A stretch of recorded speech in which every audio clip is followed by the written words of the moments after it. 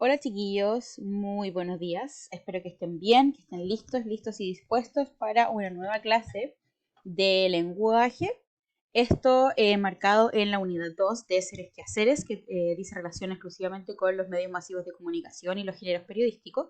Entonces, ¿qué vamos a hacer hoy día? Vamos a evaluar el contenido de un reportaje a través de dos conceptos importantes que nos vamos a adelantar ahora a continuación. Antes de cualquier cosa, vamos a activar nuestra mente y voy a medir sus conocimientos cinematográficos. ¿Qué vamos a hacer? Va a enumerar cuántas películas puede identificar en esta imagen, ¿ya?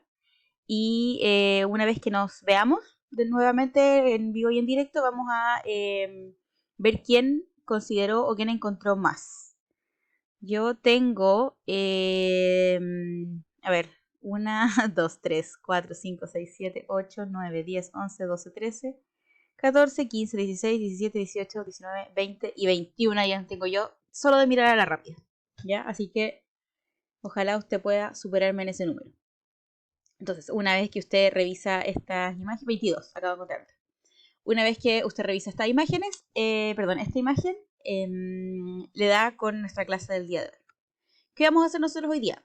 Bueno, vamos a revisar nuestro objetivo, nuestra actividad de inicio de recopilación de contenido, nuestro repaso correspondiente y de ahí nos vamos a ir al grueso de la clase de hoy, que es evaluar el contenido de un reportaje. Ya nosotros hemos estado viendo cómo los recursos lingüísticos influyen en los medios masivos de comunicación, en los titulares, en los reportajes más simplecitos, ¿cierto? Como por ejemplo el del bufeo. Y de ahí vamos a aplicar y vamos a hacer un pequeño cierre de la clase, ¿ya? Bueno, lo primero que vamos a hacer nosotros va a ser, obviamente, como objetivo general de la clase, lo que queremos lograr es que usted logre analizar la información a partir de y aquí estamos con el contenido nuevo, criterios de veracidad y suficiencia, ¿ya? Si no sabe lo que es, no se preocupe que lo vamos a revisar a lo largo de la clase. Entonces, lo primero que va a hacer, hay aquí diferentes ejemplos de textos que podrían perfectamente difundirse a través de medios masivos de comunicación. Y aquí hay aquí son 4, ¿cierto? Y hay 5 funciones u objetivos que podría tener cada uno de estos. Hay uno que sobra, ¿ya? Entonces, una vez que usted logra identificar a qué función corresponde cada uno de estos textos de posible transmisión a través de los medios masivos, puede comenzar la clase del día de hoy. Entonces, ¿qué vamos a repasar? Vamos a ver 4 ideas fundamentales que dicen relación con lo que hemos estado revisando. Bueno, como modo de resumen para iniciar nuestra clase. De partida, bueno, hay que recordar que dentro de los géneros periodísticos distinguimos a los géneros periodísticos de opinión y los informativos, ¿cierto? Nosotros dentro de nos pasamos de lleno al reportaje.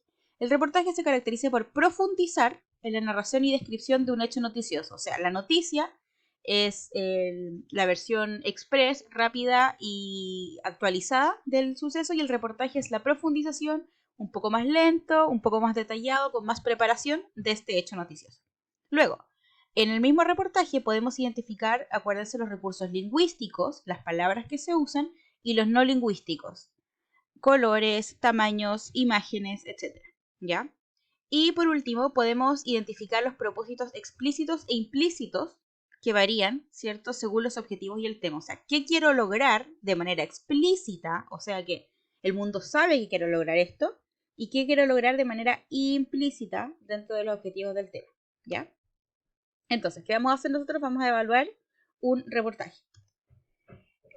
Bueno, como ya les había dicho anteriormente, los medios masivos de comunicación cumplen este rol como, entre comillas, fundamental en la sociedad, ¿cierto? Porque buscan informar, entretener, ayudar a forjarnos una opinión, ¿cierto? Sobre todo, y la función de los medios masivos de comunicación hoy más que nunca se ha hecho súper importante por la interconectividad que tenemos nosotros como mundo. ¿A qué me refiero con esto? Porque es cada vez más fácil acceder a la información y es cada vez más fácil difundirla, ¿ya?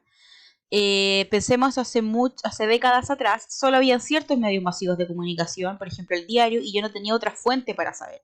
Y, por ejemplo, si yo me enteraba de algo, la persona que no leía el diario no tenía cómo enterarse.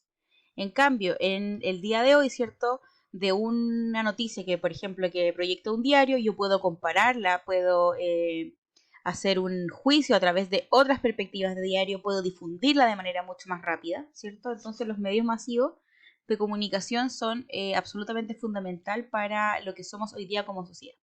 Entonces, en este contexto de la importancia que tienen los medios masivos y los textos que se transmiten a través de los medios masivos, es importante que revisemos la importancia de los términos de veracidad del texto y de suficiencia del texto. ¿Ya? ¿Qué será cada uno? Lo vamos a revisar ahora. En los medios masivos y el reportaje, nosotros nos vamos a enfocar para enseñar el concepto de veracidad específicamente en el reportaje. El concepto de veracidad de la información es completamente indispensable, o sea, es absolutamente necesario.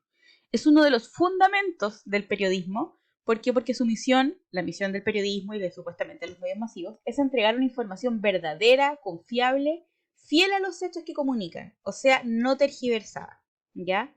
Y para lograr este objetivo, se supone que el periodista que está investigando el reportaje, ¿cierto?, tiene que recurrir a fuentes confiables, ¿ya? Y ahí es donde en el fondo se plantea el cuestionamiento ético de qué es una fuente confiable, ¿ya? Pero como base teórica y supuestamente incuestionable de todo periodista, las fuentes confiables pueden ser los protagonistas mismos de los hechos, los testigos directos, documentos oficiales, etc., ¿ya? Y este investigar estas fuentes confiablemente obviamente traen un trabajo de investigación riguroso, muy detallado.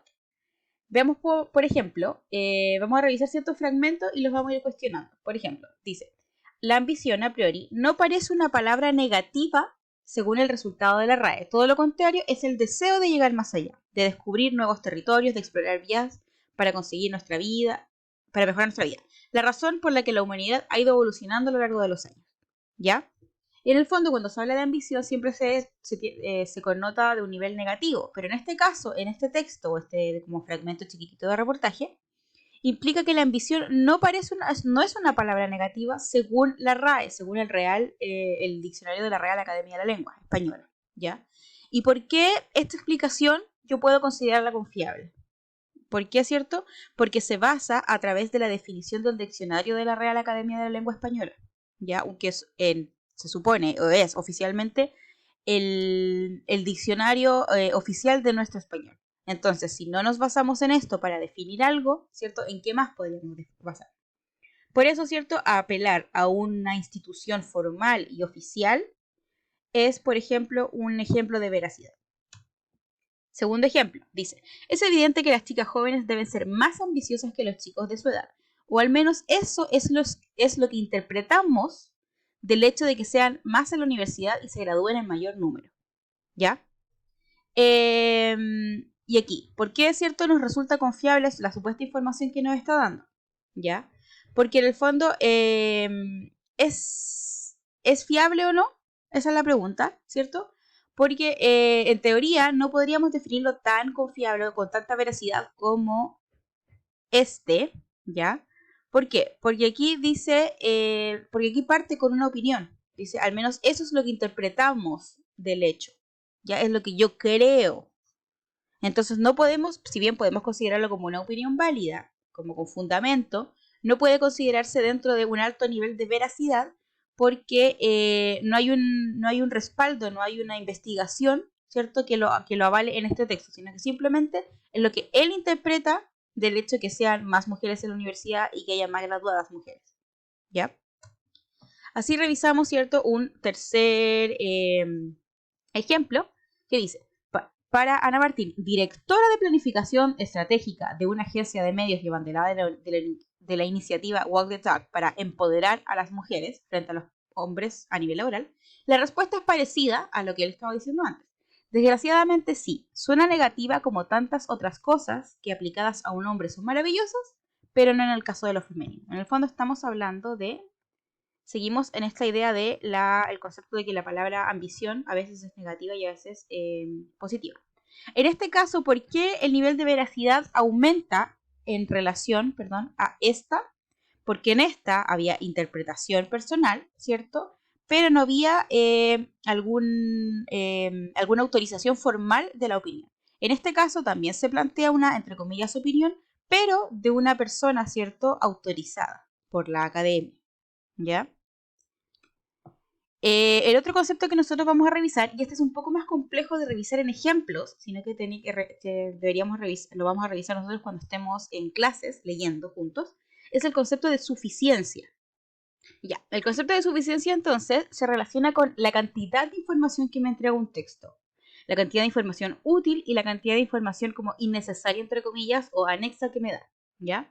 ¿Y qué nos permite? Permite al receptor, o sea, a los que leemos el texto, evaluar, en el fondo, generar un juicio, si es necesaria la cantidad de información que me está dando para yo poder considerarme informado frente al tema, ¿ya? ¿Por qué es importante esto, cierto? Porque hay que considerar que solo al momento de estar bien informados yo puedo emitir una opinión, ¿ya?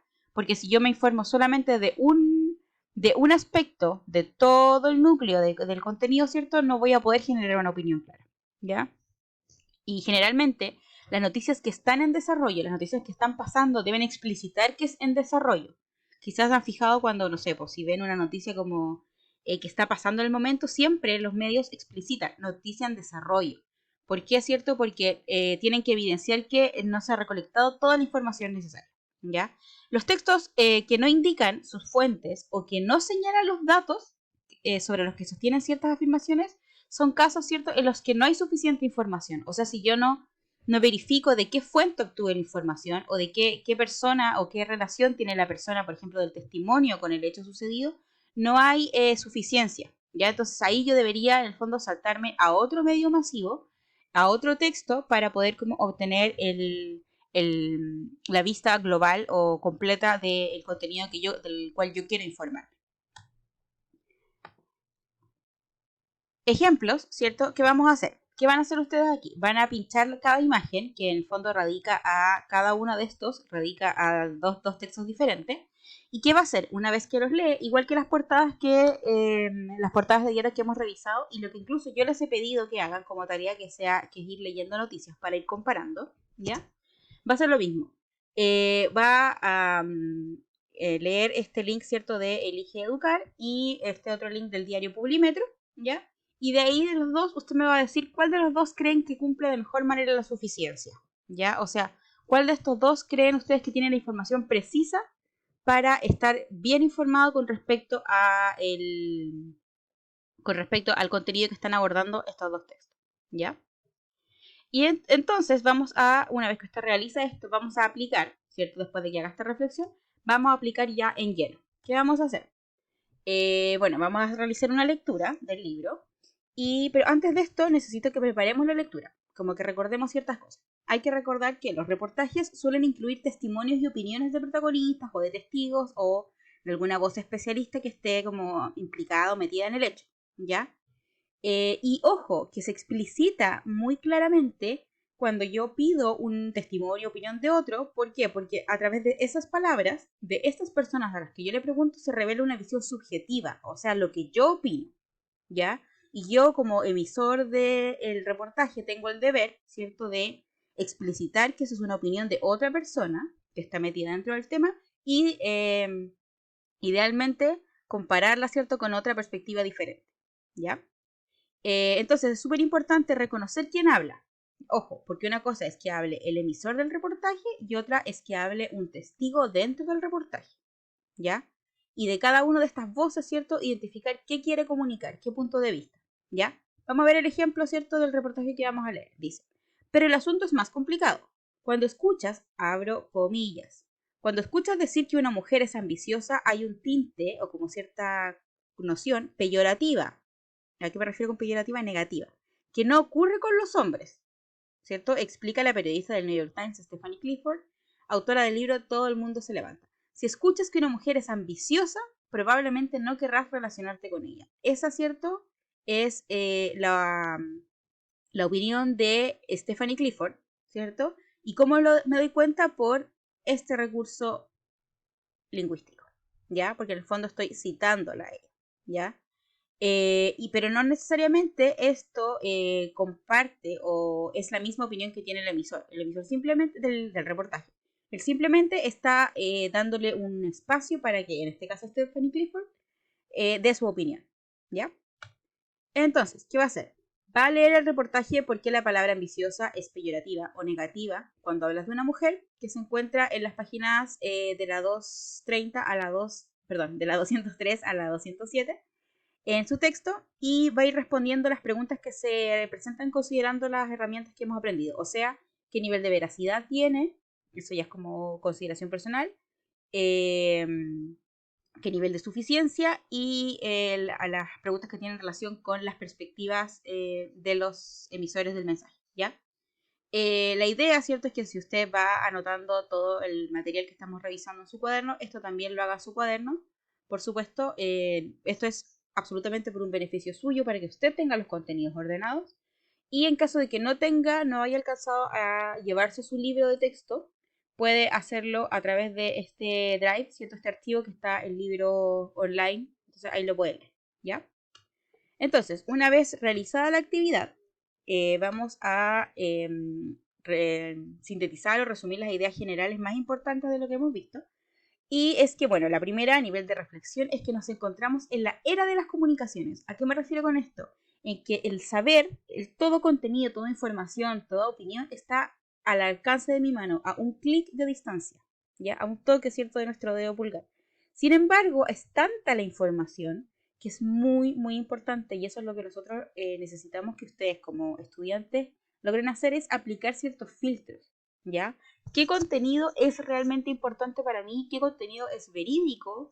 ¿Qué contenido es específicamente en el fondo útil para yo educarme? ¿Ya? La veracidad dice relación, entonces estos filtros, perdón, dicen relación con la veracidad y la suficiencia, ¿ya?